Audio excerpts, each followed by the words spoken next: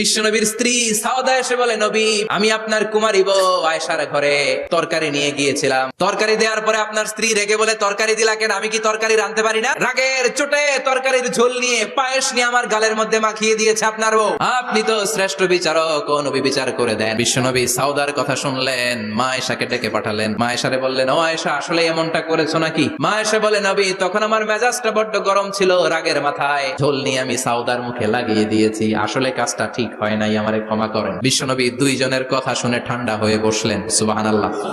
দুইজনের কথা শুনে বিশ্বনবী বললেন, আমার আদালতের রায় হচ্ছে কিসাস। সাউদাকে যেমনি তুমি পায়েস মাখিয়ে দিয়েছো, সাউদাও পায়েসের বাটি থেকে কিছু পায়েস নিয়ে আয়েশার গালে মাখো। সুবহানাল্লাহ পড়েন। সাউদাও বিশ্বনবীর রায় অনুযায়ী বাটি থেকে পায়েসের ঝোল নিয়ে মা আয়েশার গালের মধ্যে মেখে দিলেন। মা আয়েশা কি আর করবেন, হেসে দিলেন। সাইয়েদাতুনা সাউদাও হাসলেন, বিশ্বনবীও হাসলেন। আরশের উপর থেকে খুশি হয়ে গেল কে?